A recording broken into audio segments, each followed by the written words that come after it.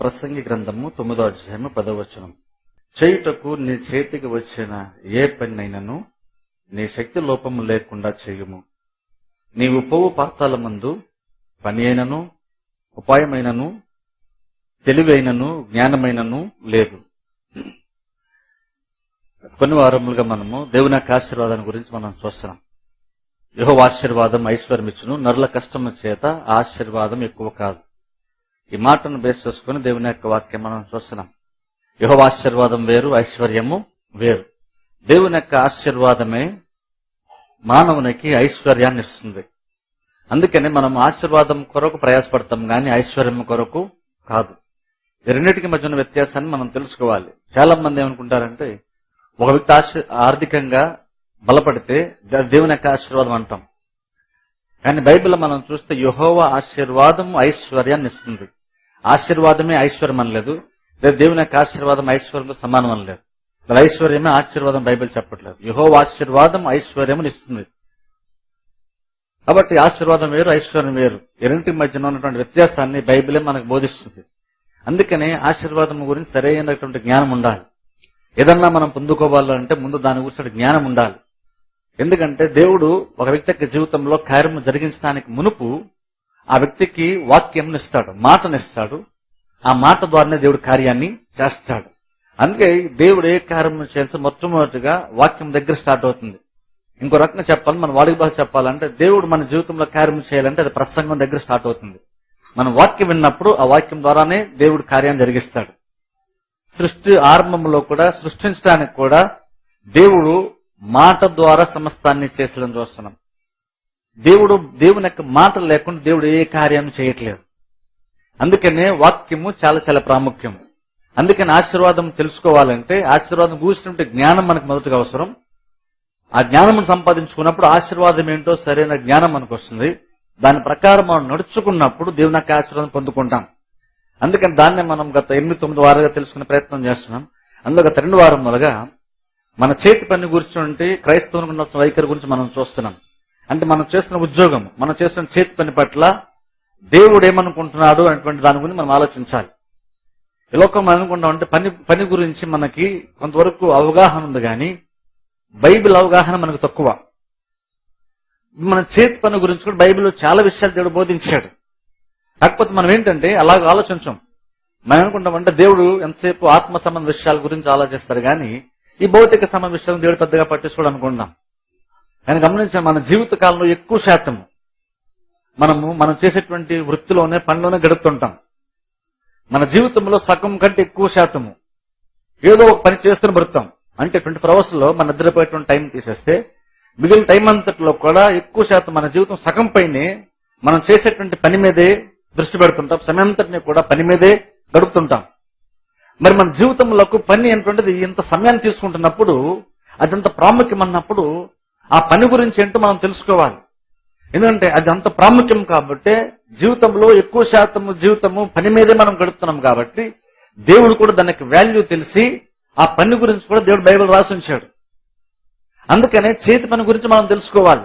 చేతి పని అనేటువంటిది కూడా దేవుని యొక్క ఆశీర్వాదంలో ఒక భాగము. అది కూడా ప్రాముఖ్యమైనటువంటిది, అది కూడా ఆత్మ సంబంధమైనటువంటిది. మన సంఘమునకు వచ్చి వాక్యం వినేటప్పుడు దేని గురించి వాక్యం అంటే బయటికి వెళ్ళిన తర్వాత మనం ఎలా ప్రవర్తించాలి, మన అనుదిన జీవితంలో ఎలా ఆలోచించి ఎలా బ్రతకాలి దాని గురించి వాక్యం వింటున్నాం. అంటే మనం ఆదివారం పరిశుద్ధం అంటున్నప్పుడు ఈ ఒక్కరోజు గురించి దేవుడు పట్టించుకున్నటువంటిది కాదు. ఆదివారం ఎందుకు ప్రాముఖ్యం అంటే మిగిలినటువంటి 6 రోజులు ఎలా గడపాలో నీకు నేర్పించేది ఆదివారం. అందుకని ఇక్కడ ఆ ఒక్క వారము ఆదివారం మనం విశ్రాంతినముగా తీసుకొని దేవుడి ఆజ్ఞను బట్టి మనం ఇక్కడ కొన్ని విషయాలు నేర్చుకున్నాం. ఇక్కడ నేర్చుకుంది ఇక్కడ విడిచిపెట్టేది కాదు, ఇక్కడ దీన్ని నేర్చుకున్న దాన్ని బయటికి వెళ్ళి అమలుపరచడానికి. కాబట్టి మనం బయటకు వెళ్ళినప్పుడు మనం డ్యూటీకి వెళ్తాం. సోమవారం నుంచి శనివారం డ్యూటీ చేస్తుంటాం. ఆ డ్యూటీలో కూడా మనం ఎలాగ ఆలోచించి ఎలా పని చేయాలని దాని దేవుడు మాట్లాడుతున్నాడు.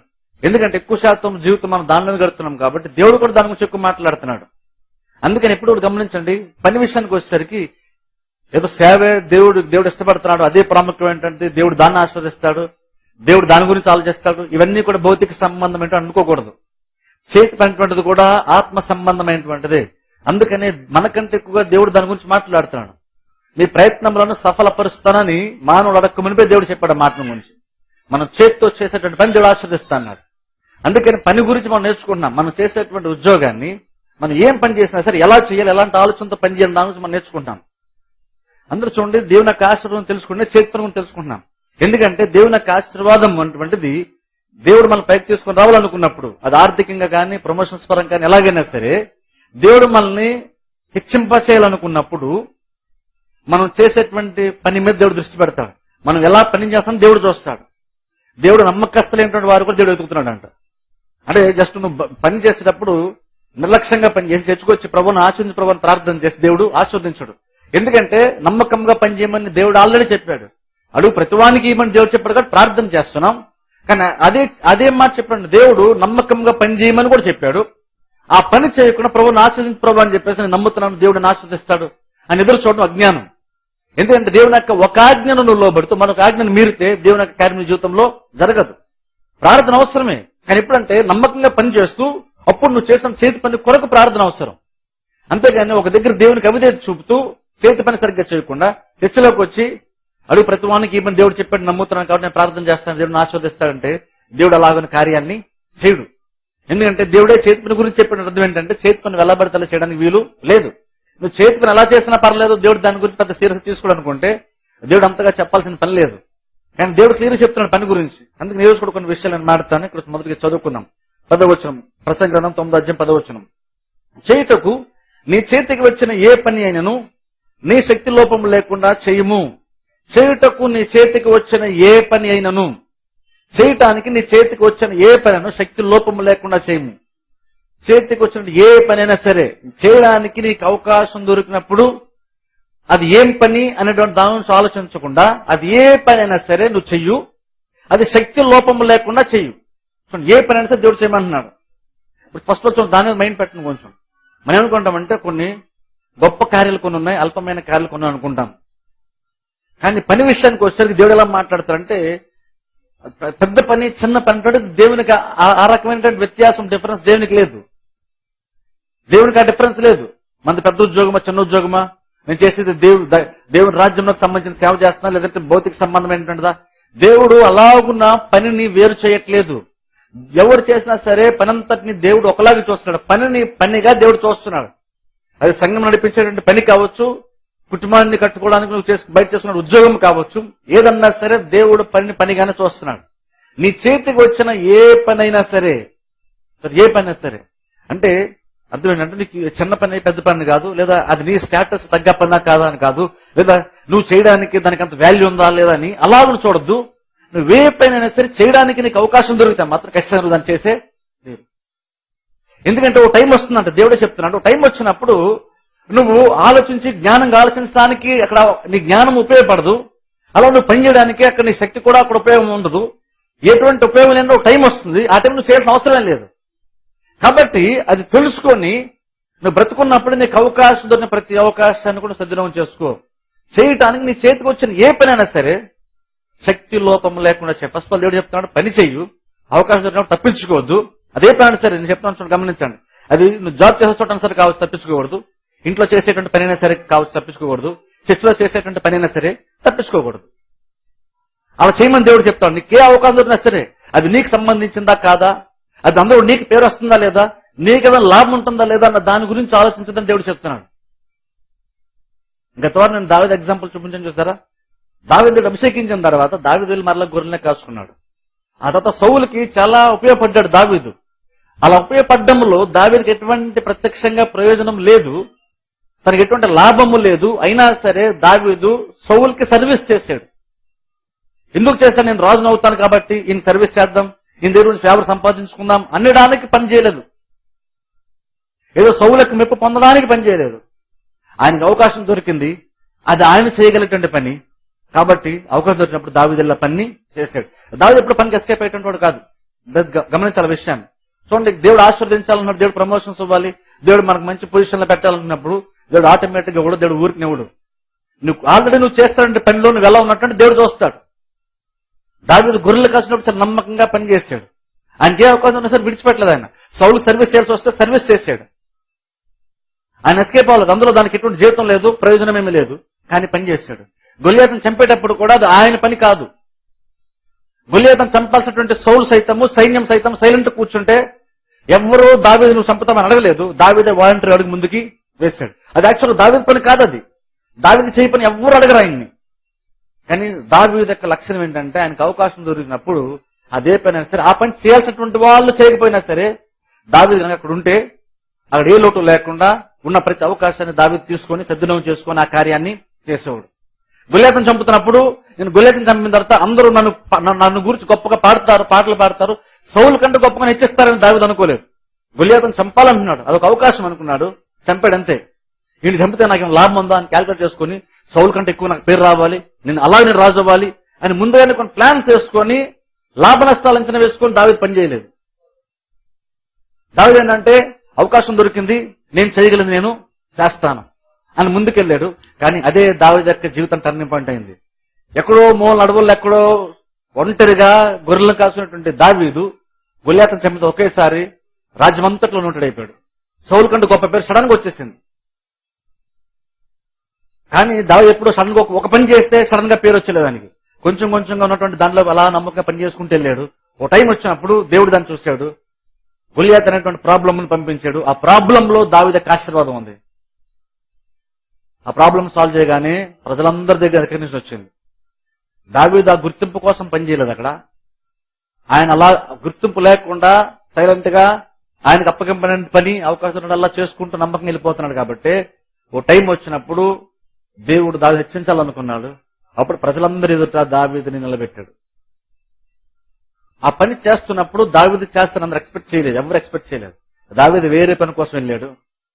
నేను ఈ పని కోసం రాలేదు, నేను ప్రిపేర్ రాలేదు అనలేదు ఆయన. నాకు అవకాశం ఎందుకంటే సద్వినియోగం చేసుకుంటా అనుకున్నాడు. ఆయన ఏం చేయగలడు చేశాడు. దేవుడు ఆయన చేతితో ఆశీర్వదించాడు. వెంటనే అందరూ కూడా రికగ్నైజ్ చేశారు. అలాగున్నా దావీదు దేవుడు హెచ్చించాడు.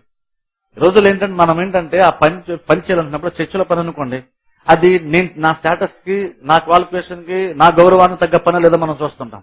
లేదా బయట మన కుటుంబంలో చేసేటువంటి పనులు ఉన్నప్పుడు నేను కుటుంబానికి పెద్దగా ఉన్నాను కాబట్టి నేను పని చేయొచ్చా, లేదా 10 మంది నాకు చీపుగా అనుకుంటారని ఆలోచించి దాన్ని బట్టి మనం పని చేస్తుంటాం. అందుకని విషయాల్లో మన ఆలోచన విధానాన్ని మార్చుకోవాలి. ఎందుకంటే ప్రాబ్లం ఏంటంటే పాపం ఈ భూమి మీదకి వచ్చినప్పుడు అది జస్ట్ అది భూమి మాత్రమే శపింపలేదు, మానవుడు శపింపడ్డాడు. మానవ మైండ్ కూడా ప్రాబ్లం ఫేస్ చేస్తుంది. మానవునికి కావాల్సిన విధానం మారిపోయింది. ఇప్పుడు అందుకనే పని అనగానే మనం చీపుగా చూస్తాం, పని మనం చీపుగా చూస్తాం. అందుకనే మనం గొప్ప గొప్ప కార్యాలు చేయడానికి ఇష్టపడతాం, కానీ చిన్న చిన్న కార్యాలు చేయడానికి ఇష్టపడం. కానీ నువ్వు గొప్పవాడు ఉండడానికి చిన్న చిన్న కార్యములు చాలా ప్రాముఖ్యం. నువ్వు గొప్పవాడు అవటానికి చిన్న చిన్న కార్యములు పునాది లాంటివి. అది మనం అలా చూడం. మనం పెద్ద కార్యం అది ఇస్తే చెప్పండి నేను చేస్తానంటాం. నేను పెద్ద కార్యం అంటే 10 మంది గుర్తిస్తారు కాబట్టి పెద్ద పెద్ద కార్యం ఇష్టపడతాం. కానీ చిన్న చిన్న కార్యాలు ఎవరు మనం చూడనటువంటి కార్యాలు ఎవరు ఉండరు, ఎవరి ముందు మనం నిలబడి చేయము, ఒక్కరినే చేయాలి. ఆ పని ఎవరికీ తెలియదు మనం చేస్తున్నట్టు కూడా. అలాంటి పనులు బేసిక్ మనిషికి ఇష్టపడం. ఎందుకంటే మనం పని చేస్తానికి గుర్తింపు రావాలి, 10 మంది మనం ఎప్రిషియేట్ చేయాలి అనేటువంటి ఆలోచన మనకు వచ్చింది. అది పాపం వచ్చినటువంటి ప్రాబ్లం. అది మానవుడు పాపం భూమి మీదకి వచ్చినప్పుడు మానవునికి కావాల్సిన విధానం కూడా మారిపోయింది. అందుకనే పని పట్ల మనకు సరైన వైఖరి లేదు. అందుకనే పని గురించి దేవుడు తర్వాత ఎక్కువ మాట్లాడాడు. ఏదంటే దేవుడు సింపుల్ ఏం చెప్పాడంటే నువ్వు సేద్యపరచో కాచుకొని చెప్పాడు. కానీ తర్వాత పని గురించి దేవుడు చాలా మాట్లాడాల్సి వచ్చింది, చాలా బోధించాల్సి వచ్చింది, ఉపమాన రీతిగా యేసుక్రీస్తు బోధించాల్సి వచ్చింది. ఎందుకంటే ప్రతిదాని గురించి మన ఆలోచన విధానం కరెక్ట్ అయిపోయింది, పాడైపోయింది. ఆలోచించే విధానము, ప్రతిదాని గురించి అర్థం చేసే విధానము, దేనికి ఎంత వాల్యూ తెలిసినటువంటి దానిలో మన మైండ్ డిస్టర్బ్ అయింది, పాడయ్యింది. అందుకే మరలా వాక్యం ద్వారా మన మనసు నూతన పరుచుకోవాలి. అందుకని ఈ చేతి పని గురించి చెప్తున్నాను. అందుకని చాలా చాలా ప్రాముఖ్యమైన విషయం. సో మందరం హెచ్చింపడాలనుకుంటాం, మనం చేస్తున్నటువంటి చోట పైకి రావాలని ఆశపడతాం. మంచిదే, అది తప్పేమీ కాదు. నేను పని చేస్తున్నప్పుడు ఆ పని చేస్తున్నప్పుడు అందులో నాకు ప్రమోషన్ ఆశపడడం తప్పులేదు. ఎందుకంటే దేవుడు యాక్చువల్గా మన బ్లడ్ లో ఉంచాడు. ఎందుకంటే దేవుడు మనం సృష్టించినప్పుడు తన స్వరూపంలో తన పనులు చేసి దేవుడు వారిని దీవించాడు, ఆశీర్వదించాడు. నువ్వు ఫలించు, అభివృద్ధి చెంది, విస్తరించు, లోపరుచుకున్నాడు. విస్తరించు అని చెప్తున్నప్పుడు విస్తరించేటువంటి ఆ గుణాన్ని, లక్షణాన్ని, స్వభావం మనలోనే పెట్టాడు. అది న్యాచురల్ గా మనకు వచ్చేటటువంటి డిజైర్. అది ఇప్పుడు సింహం ఉందనుకోండి, అది బేసిక్ గా అది మాంసాన్ని తింటది, దాని స్వభావం ఉంది. నువ్వు మాంసం తినాలి అని సింహానికి నేర్పించాల్సిన పని లేదు, దాని స్వభావం అది, దాని నేచర్ అది. ఎలాగైతే దేవుడు దానికి స్వభావాన్ని ఇచ్చాడో అలాగనే మనం మానవుడు అన్నవాడు విస్తరించాలి, అభివృద్ధి చెందాలి, ప్రజలను లోపరుచుకోవాలి, ప్రజలను కంట్రోల్ చేయాలంటే ఆ స్వభావము దేవుడే మనకి ఇచ్చాడు, అది మనలో ఉంది. కానీ ప్రాబ్లం ఏంటంటే అది పాపం చేత కలుషితం చేయబడింది. కాబట్టి ఇప్పుడు మనం దేన్ని లోపరచుకోవాలి, దేని డామినేట్ చేయాలి, దాన్ని డామినేట్ చేయం. మనం దాని డామినేషన్కి ఇష్టపడం. మనం ఏంటంటే మనుషులు డామినేట్ చేయాలనుకుంటాం. రాంగ్ ప్లేసెస్ లో, రాంగ్ టైమింగ్ లో, తప్పుడు రకం వ్యక్తుల్ని, మనకు వ్యతిరేకమైన ప్రతి వాడిని మనం కంట్రోల్ చేయాలనుకుంటాం. దేవుడు యాక్చువల్ గా నువ్వు ప్రతిదాన్ని స్వాధీనపరచుకోవాలి లోపల చెప్తున్నప్పుడు దేవుడు కొన్ని ప్రాముఖ్యమైన విషయాలను మాట్లాడుతున్నాడు. కానీ అది డిస్టర్బ్ అయింది కాబట్టి, మన ఆలోచన విధానం బాగాలేదు కాబట్టి మనము ఆ లక్ష్యాన్ని ఎక్స్ప్రెస్ చేస్తున్నాం, బయలుపరుస్తున్నాం, కానీ వేరే రీతిగా దాన్ని ఎక్స్ప్రెస్ చేస్తున్నాం. డామినేట్ చేస్తున్నప్పుడు ఆ బలహీనమైన వాళ్ళని డామినేట్ చేస్తుంటాం మనం. కానీ మనకంటే బలమైన వాళ్ళు డామినేట్ చేయమని దేవుడు చెప్తున్నాడు. లోపరుచుకుంటున్నప్పుడు గొలియాతు లాంటి వాటిని లోపరుచుకుని దేవుడు చెప్తున్నాడు. కానీ మనం అలా గొలియాతు లాంటి వాళ్ళని ఫేస్ ఇష్టపడడం, మనకంటే నలభై వాడిని డామినేషన్కి ఇష్టపడుతుంటాం. ఆ డామినేషన్ అంటే దాన్ని దేవుడు ఇచ్చాడు మనకి, మన స్వభావం. ఇంగ్లీష్ బైబుల్లో డామినేట్ అనే వర్డ్ ఉంది అక్కడ. ఇప్పుడు డామినేట్ అంటే మన నెగిటివ్ గానే అది అర్థమవుతుంది. ఎందుకంటే ప్రతి వాళ్ళు కూడా దాన్ని నెగిటివ్ గా వాడుతున్నారు కాబట్టి మనం అలా అనుకుంటున్నాం. కానీ డామినేట్ చేయమని దేవుడు చెప్తున్నప్పుడు నీకుంటే పరిధిని దేవుడు ఇచ్చాడు, ఏదంతో నీకు పరిధి ఇచ్చాడు. ఆ పరిధి దాటి ఎవరైనా లోపలికి వస్తున్నప్పుడు నువ్వు దాన్ని డామినేట్ చేసి నువ్వు ప్రతిదాన్ని కంట్రోల్ చేయమని దేవుడు చెప్పాడు. కానీ మనం ఏంటంటే ఇప్పుడు దాన్ని మన పరిధిలోకి వస్తున్న దాన్ని కంట్రోల్ చేయడానికి కాదు ఇష్టపడేది, మనకంటే బలహీన వారిని మన పరిధి కానిటువంటి దానిలో మనం కంట్రోల్ చేయడానికి ఇష్టపడుతుంటాం. అది దేవుడు పెట్టే లక్షణమే, కానీ మనం దాన్ని మిస్యూజ్ చేస్తున్నాం. ఫలించండి అన్నప్పుడు దేవుడు ఏం చెప్తాడంటే అది ఆశీర్వాదకరంగా దేవుడు ఇచ్చాడు. ఫలించాలని ప్రతి వాళ్ళకు ఉంటుంది, అభివృద్ధి చెందాలని ప్రతి వాళ్ళకు ఉంటుంది. కాకపోతే ఇప్పుడు అదేంటంటే ఆ గుణం ఉంది, కానీ దాన్ని మనం రాంగ్ ట్రాక్ లో యూజ్ చేస్తుంటాం. ప్రమోషన్ రావాలి, పైకి రావాలి అనుకోవడం తప్పులేదు. అది దేవుడే పెట్టాడు ఆలోచన మనకి. అది మన స్థితిలో, మన జీవితంలో దేవుడే దాన్ని మనకి ఇచ్చాడు. ఆ స్వభావం మనకి దేవుడే ఇచ్చాడు. కాకపోతే అంటే దాని మార్గాన్ని మనం రాంగ్ రూట్ ఎంచుకుంటాం. అది ప్రాబ్లం. ఇప్పుడు దేవుడు కూడా ఆశీర్వదిస్తా అంటున్నాడు. హెచ్ అంటే తూర్పు నుండి కానీ పడమ నుండి కానీ రాదంట, అది దేవుని దగ్గర నుండి వస్తుందంట. హెచ్ అంటే ఏం లేదు, ప్రమోషన్. ఇంగ్లీష్ వేలో ప్రమోషన్ వస్తుంది. హెచ్ అంటే హెచ్చింపబడటం, దేవుని బలిష్టమైన చేతి కింద దేన మనస్సు కలిగి ఉండమని దేవుడు చెప్తున్నాడు. అప్పుడు తగిన కాలం వచ్చినప్పుడు దేవుడు మనం హెచ్చిస్తాడంట. హెచ్ అంటే అది ఎక్కడ రాదు, దేవుని దగ్గర నుండి వస్తుందంట. అంటే ఇప్పుడు అర్థం ఏంటంటే నేను పైకి రావాలంటే నేను మనుషుల వైపు చూడాల్సింది, నేను దేవుని వైపు చూడాలి. బైబిల్ నేర్పుతున్న విషయం అది. కానీ మనం ఏంటంటే మనుషుల వైపు చూస్తాం. మనుషుల్ని కాకపట్టి మనుషులు మంచి చేసుకుని ఏదో రకంగా పైకి వద్దాం అనుకుంటాం. ఎందుకంటే బేసిక్ క్రిస్టియన్స్ కున్న ఆలోచన ఏంటంటే ఈ దుర్మార్గమైన లోకములో, భయంకరమైన లోకములో, పక్షపాతం ఉన్న లోకములో మనం ఆ మార్గంలో వెళ్తే తప్ప మనం పైకి రాలేము అని ఒక క్రిస్టియన్ కూడా అలాగని ఆలోచిస్తున్నాడు. మన క్రిస్టియన్స్ అయ్యుండి కూడా మనం కూడా ఎలా ఆలోచిస్తామంటే లోకం దుర్మార్గమైంది. అది తప్పేమి కాదు, అది కరెక్టే. బైబిల్ చెప్తుంది అన్నమాట. దుర్మార్గమైన లోకమే, అన్యాయమైన లోకమే, న్యాయానికి చాలా తక్కువ విలువ ఉన్నటువంటి లోకంలో, టైంలో మనం జీవిస్తున్నాం, కరెక్టే. కానీ మనం గుర్తుంచుకోవాల్సిన విషయం ఏంటంటే హెచ్ అంటే మనుషుల దగ్గర రాదు కాబట్టి మనం మనుషుల వైపు చూడకూడదు, దేవుని వైపు చూడాలి. బైబిల్లో మీరు చూస్తే బైబిల్ చాలా ఎగ్జాంపుల్స్. మనలాంటి దుర్మార్గమైన లోకంలోని, అన్యాయమైన లోకంలోనే భక్తులందరూ జీవించారు. దావీదు చూడండి, దావీదు ఎన్నోసార్లు అన్యాయం జరిగింది దావీదుకి, కానీ దేవుడు హెచ్చింపజేశాడు. అన్యాయమైన లోకం కాబట్టి నేను కూడా అన్యాయంగా ఉంటేనే లోకం అన్యులు ఎలా ప్రవర్తిస్తున్నారు, నేను అలా ప్రవర్తిస్తేనే పైకి వస్తాను అని దావీదు అనుకోలేదు. అందరూ ఎలా ఉన్నా సరే నేను మాత్రము దేవుడు చెప్పినట్టు చేస్తాను దావీదు అనుకున్నాడు. అలా జోసేపు చూడండి, జోసేపు ఎక్కడో కూడా అన్యాయం చేయలేదు, ఆయన ఏ పాపం చేయలేదు, ఆయన ఎక్కడ కూడా అన్నదానం సనుక్కోలేదు ఆయన. ఎందుకో తెలుసా, యోసేపు గ్రహించిన విషయం ఏంటంటే హెచ్చించాలన్నప్పుడు దేవుడు హెచ్చిస్తే ఆపం ఎవరితరం కాదు కాబట్టి మనుషులు అన్ని చేసినంత మాత్రం నేను మనుషుల గురించి ఆలోచన చేయను. దేవుడు హెచ్చించాలనుకుంటే ఎంతమంది వ్యతిరేకైనా సరే ఖచ్చితంగా పైకే వస్తాను, అది నమ్మాడు. అందుకే అన్నదమ్ములు కాకపట్లేదు, ఇంకెవరినో రాజును ఇంకెవరినో కాకపట్లేదు. అలా బైబిల్ చూడండి, ఎవరైనా సరే చూడండి, దానియేలును చూడండి, షడ్రక్ మెషక్ అబేద్నెగోను చూడండి, వీళ్ళందరూ ఎస్తేరును చూడండి, వీళ్ళందరూ అన్య దేశంలో ఉంటూ, అన్యుల మధ్య ఉంటూ, బానిసలుగా ఉంటూ వాళ్ళు దేవుని నమ్ముకొని దేవుని వైపు వాళ్ళు చూశారు, దేవుని మీద ఆధారపడ్డారు కాబట్టి తమది కానటువంటి ఒక దేశంలో కూడా, అన్యుల మధ్యను కూడా దేవుడు వాళ్ళ గొప్ప స్థితిని తీసుకొచ్చాడు. లేదని ఆలోచించండి, యోసేపు అంత పైకి ఎలా వస్తాడు ఐగుప్తు దేశంలో, దానియేలు ఎలా బబులోన్లో ఎలా వస్తాడు, అంత పైకి ఎలా వస్తాడు దానియేలు. షడ్రక్ మెషక్ అబేద్నెగోలు రాజు దానియేలు చెప్తే రాజు ఉంటాడు. బానిస వ్యక్తి తన దేశంలోనికి వచ్చినప్పుడు ఒక రాజు యొక్క నమ్మకాన్ని వ్యక్తి ఎలా సంపాదించిన ఆలోచన ఒకసారి. బబులోను రాజ్యం అంటే అది అన్యుల సాంప్రదాయాలను బాగా పాటిస్తారు, వాళ్ళకి ప్రాక్టీస్ ఇస్తారు. మళ్ళాంటిది రాజు మైండ్ సెట్ సైతము బబులోను రీతిలో ఆలోచించేటువంటి మనస్తత్వము రాజుకున్నప్పటికి కూడా దేవుడు దానియేలుని షడ్రక్ మెషక్ అబేద్నెగోను ఎలా ఆశీర్వదించాడంటే ఒక అన్య రాజు అన్య రాజ్యంలో ఉంటూ దేవుని ప్రజల మీద ఆధారపడ్డాడు. ఆ ఎగ్జాంపుల్స్ బట్టి చూస్తే అర్థం ఏంటంటే లోకం దుర్మార్గం ఉండొచ్చు, ఇవి మన చుట్టూ ఉన్నటువంటి ప్లేస్ బేసిక్ గా మనకు సంబంధించింది కాకపోవచ్చు, అయినా సరే ఇంకో నువ్వు దేవుడు నమ్మకంగా ఉంటామా తప్పకుండా దేవుడు ఆశీర్వదిస్తాడు. దుర్మార్గ లోకం కాబట్టి బబులోను వాళ్ళు ఎలా బ్రతికారు, నేను అలా బ్రతకాలని అనుకోలేదు. ఐగుప్తులు ఎలా బ్రతికారు, నేను అలాగే బ్రతుకోవాలనుకోలేదు యోసేపు. మా అన్నయ్యలు నన్ను ఎలా చేశారు, నేను అలాగనే వాళ్ళని చూడను, వాళ్ళకి అలాగే నేను చేస్తాను, వాళ్ళ నేను ప్రవర్తిస్తాను యోసేపు అనుకోలేదు. అలా అనుకోకుండా భక్తిగా ఉన్నా సరే దేవుడు ఆశీర్వదించాడు. అంటే అర్థం ఏంటంటే, నువ్వు నిజంగా దేవుని పైన ఆధారపడితే ఎంతమంది వ్యతిరేకించాలని ఇష్యూ కానీ కాదు. ఆశీర్వదించాలన్నప్పుడు ఎస్ఐని దేవుడు ఆశీర్వదిస్తాడు. ఇతరులు దుర్మార్గం ఏంటంటే వాళ్ళు మనకి అడ్డుగా ఉండొచ్చేమో కానీ దేవునికి వాళ్ళు అడ్డుగా ఉండలేరు. శక్తి చేత గాని బలం చేత గాని కొన్ని కార్యాలు జరగవు, అవి దేవుని వల్ల మాత్రమే జరుగుతాయి.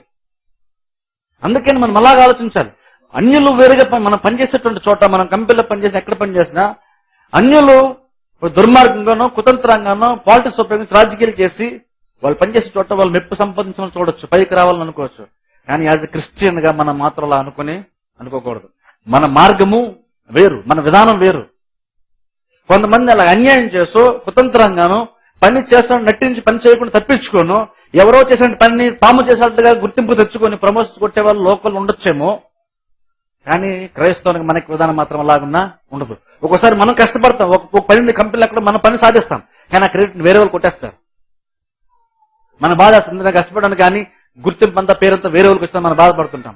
కానీ యాజ్ క్రిస్టియన్ ఏం ఆలోచించాలంటే, నేను కష్టపడ్డాను, పని చేశాను, అక్కడ ప్రాబ్లం ఉంది, ఆ ప్రాబ్లం జస్ట్ సాల్వ్ చేస్తాను అంతే. అది మనుషులు చూడకపోవచ్చు, దేవుడు చూశాడు. కాబట్టి అది కొన్ని అకౌంట్లో ఖచ్చితంగా దేవుడు ఇస్తాడు. ఓ టైం వస్తే ఖచ్చితంగా ప్రతిఫలం దేవుడు నాకు ఇస్తాడు. దేవుడు ఇప్పుడు కాదేమో, ఇంకా నెక్స్ట్ టైం ఇప్పుడు దేవుడు హెచ్చించాలనుకున్నాడేమో, ఆ టైం వస్తే ఖచ్చితంగా దేవుడు నన్ను హెచ్చిస్తాడు అని దావీదు లాంటి వాళ్ళని భక్తులు మనం జ్ఞాపకం చేసుకోవాలి. దావీదు చాలా మంచి కాలం చేశాడు సౌలుకి, కానీ చేసిన ప్రతిసారి దేవుడు హెచ్చించలేదు ఆయన్ని, చాలా టైం పట్టింది. కానీ ఒక్క పని చేశాడు, గొల్లియాతుని చంపాడు. వెంటనే అందరి అటెన్షన్ దావీదు మీదకి వెళ్ళింది. అలాగే నువ్వు కొన్ని పనులు చేసుకుంటూ వెళ్ళు, ఆ పనులు గుర్తింపు రాదు, గుర్తింపు రానప్పుడు కూడా ఇంకొన్ని పని చేయి, అదే మంచి పక్షాన్ని పని చేయి. సౌలుకే దావీదు సర్వీస్ చేశాడు ఇంతకుముందు, సౌలు థ్యాంక్స్ చెప్పలేదు, ఎవరు గుర్తించలేదు. కానీ గొలియాతని చంపాడు, అప్పుడు కూడా సౌలుకే సర్వీస్ చేశాడు దావీదు, అప్పుడు కూడా సౌలుకే సర్వీస్ చేశాడు. అంతకుముందు సౌలుకి ఎన్నోసార్లు సర్వీస్ చేసినప్పుడు గుర్తింపు రాలేదు, కానీ ఒక్కసారి గొలియాతని చంపగానే గుర్తింపు వచ్చింది. కానీ దావీదు మాత్రం ఇంతకుముందులాగా నేను సౌలు సర్వీస్ చేశాను, ఇప్పుడైతే సర్వీస్ చేస్తాను అనుకున్నాడు. నేను అందరూ చూస్తున్నాను కాబట్టి నేను ఇప్పుడు గొలియాతని చంపితే నాకు గొప్ప పేరు వస్తుందని అనుకోలేదు దావీదు.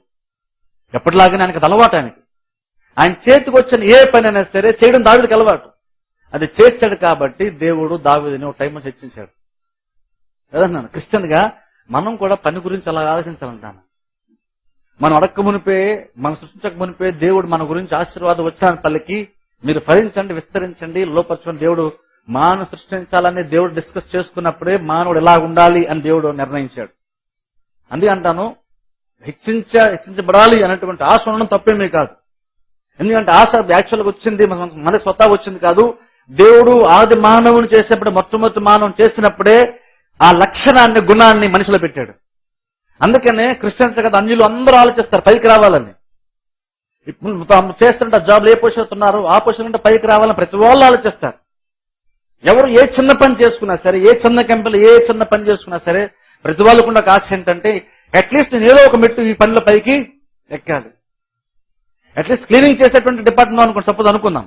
క్లీనింగ్ అంటే చాలా చీపు చూస్తాం మనం, కానీ ఆ పని చేసేవాడు కూడా యాక్చువల్ ఎలా చేస్తాడంటే అట్లీస్ట్ నేను క్లీనింగ్ డిపార్ట్మెంట్ లో ఉండొచ్చు, నేను సడన్ గా మేనేజర్ అవసరం పని లేదు, అట్లీస్ట్ ఇందులో అయినా సూపర్వైజర్ అని ఉంటే బాగుంది అనుకుంటాను. అదే పని కానీ అందరూ సూపర్వైజర్ ఉంటే చాలు నాకు అంటే ప్రతి వాళ్ళకి ఆశ లోపల ఉంటుంది. గొప్ప గొప్ప పొజిషన్ అవసరం లేదు, కానీ చేసే దాంట్లో ఎంతో కొంచెం పైకి రావాలంటే ఆశ ప్రతి వాళ్ళకి ఉంటుంది. ఆ ఆశని దేవుడే మనలో పెట్టాడు. కాబట్టి ఆశను తీర్చుకోవడానికి మార్గాన్ని మాత్రం దేవుడు బైబిల్ బోధిస్తున్నాడు. అది అన్యులు పాటించినట్టుగా మనం చేయాల్సిన అవసరం లేదు, మనుషులను కాకపట్టాల్సిన అవసరం లేదు. మనుషులు గౌరవిస్తాం, మనపై అధికారులు మనం లోబడతాం, అన్ని చేస్తాం. లోబడితే మాత్రం అది కాకపట్టడం చెప్పట్లేదు, కాకపడడం వేరు, లోబడడం వేరు. మనం ఏంటంటే వాళ్ళకి లోబడతాం, కానీ ఆశీర్వదింపబడాలని పైకి రావాలి మాత్రం మనం దేవుని మీదే ఆధారపడతాం, దేని వైపు మనం చూస్తాం. అందుకని మన పని పట్ల మనకి సరైన వైఖరి ఉండాలి, మనకి సరిగ్గా మనం ఆలోచించగలగాలి, సరిగ్గా చేయగలగాలి. నువ్వు చేతికి వచ్చిన ఏ పని అయినా సరే నీ శక్తి లోపం లేకుండా చేయము.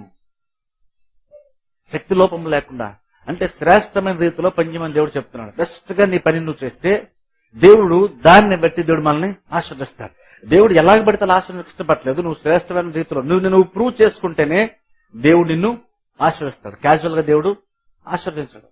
అందుకని చెప్తున్నాను, చూడండి, మనం పని చేస్తున్నప్పుడు ఒకటి గుర్తుపెట్టుకోండి, మనుషులు చూడొచ్చు చూడకపోవచ్చు, కానీ మనుషులు చూస్తలేదు కాదు, దేవుడు పరలోకంలో దృష్టి పెడతాడు విషయం గుర్తుపెట్టుకోండి. దేవుడు నువ్వు పని చేస్తున్నప్పుడు దేవుడు చూస్తున్నాడు, నేను చెక్ చేస్తున్నాడు. ఎందుకంటే నువ్వు తప్పు చేస్తామో పట్టుకుని దండిద్దామని కాదు, నువ్వు కరెక్ట్గా పని చేస్తావేమో నీ చేతి పని ఆశీర్వదిద్దాం దేవుడు చూస్తున్నాడు. దేవుడు మనల్ని పరలోకుండా మనల్ని గమనిస్తున్నప్పుడు నువ్వు తప్పు చేసి దొరుకుతాయేమో, కాలుష్యం జరగకూడదామని చూడలేదు దేవుడు. నువ్వు మంచి కార్యం చేస్తామో దాన్ని రికార్డ్ చేసి ఓ టైం వచ్చినప్పుడు హెచ్చరించాలి, దానికి బహుమానం ఇవ్వాలని దేవుడు రికార్డ్ చేస్తారు ప్రతిదీ కూడా. మనుషులు మనల్ని గమనిస్తున్నప్పుడు మనం లోపాల కోసం గమనిస్తారు, ఫైండ్ అవుట్ చేయడానికి. కానీ దేవుడు మనల్ని చూస్తున్నప్పుడు నీ పైన దేవుని యొక్క దృష్టి ఉందన్నప్పుడు దేవుడు బేసిక్ ఏంటంటే నువ్వు తప్పు చేస్తాం పట్టుకుందామని కాదు దేవుని యొక్క ఉద్దేశము. దేవుడు ఎప్పుడు నేను ఎందుకు గమనిస్తున్నాడంటే నువ్వు ఒక మంచి కార్యం చేస్తామో దాన్ని రికార్డ్ చేసి దాన్ని ఆయన మైండ్ లో పెట్టుకొని ఓ టైం వచ్చినప్పుడు దానికి కూడా ప్రతిఫలం ఇద్దామని దేవుని యొక్క ఉద్దేశం. అందుకు దేవుడు మన మీద దృష్టి పెడుతున్నాడు. అందుకనే అది మనం నిజంగా దాన్ని అలా చూసామనుకోండి, అప్పుడు మనం పని చేస్తున్నప్పుడు నమ్మకంగా పని చేస్తాం. మనుషులు చూస్తున్నారు లేదని కాదు, పని దొంగల్లాగా కాదు. అది ఒకవేళ మన పని కాకపోవచ్చు, కానీ అక్కడ ఒక ప్రాబ్లం ఉంది, అది నేను చేయాల్సిన పని కాకపోవచ్చు. ఇక్కడ ప్రాబ్లం వచ్చింది కాబట్టి ఆ ప్రాబ్లం సాల్వ్ చేద్దామని సాల్వ్ చేస్తాం. ఇజ్రాయెల్ దేశానికి ప్రాబ్లం వచ్చింది, దావీదు సాల్వ్ చేశాడు. కానీ సింహాసనం ఎక్కడానికి అదొక ద్వారం లాగా దావీదు ముందు దేవుడు దాన్ని తెరిచాడు. అలాగే నేను ఏమంటానంటే దేవుడే మనకు అవకాశాలు ఇస్తాడు. అందుకని దేవుడు చెప్తున్నాడు చేయుటకు నీ చేతికి వచ్చిన ఏ పని అనేసి. ఎందుకంటే కొన్ని అవకాశాలు మనుషులు కొట్టలేదు, యాక్చువల్ గా అవకాశాలు దేవుడే ఇస్తున్నాడు. అది మనుషులా కనబడుతుంది, కానీ మనుషులు కాదు, దేవుడు స్వయంగా మనకు అవకాశం ఇస్తున్నాడు. అందుకేనంటే మనం పని చేస్తున్నప్పుడు కొంచెం జాగ్రత్తగా మనం పనిచేయాలి, నమ్మకంగా పనిచేయాలి, శ్రేష్టమైన రీతిలో మనం పనిచేయాలి. ఎందుకంటే దేవుడు నిన్ను ఆశీర్వదిస్తాను అని దేవుడు చెప్తున్నప్పుడు ఆ ఆశీర్వాదం ఎక్కడుండో రాదు, అది నీ చేతి పని ద్వారా దేవుడు ఆశీర్వదిస్తున్నాడు. అందుకనే నీవు చేసేటువంటి ప్రయత్నాన్ని సఫలపరుస్తాను దేవుడు చెప్తున్నాడు. నీ ప్రయత్నం సఫలపరుస్తాను, నువ్వు చేసే ఉద్యోగం దేవుడు ఆశీర్వదిస్తానన్నాడు.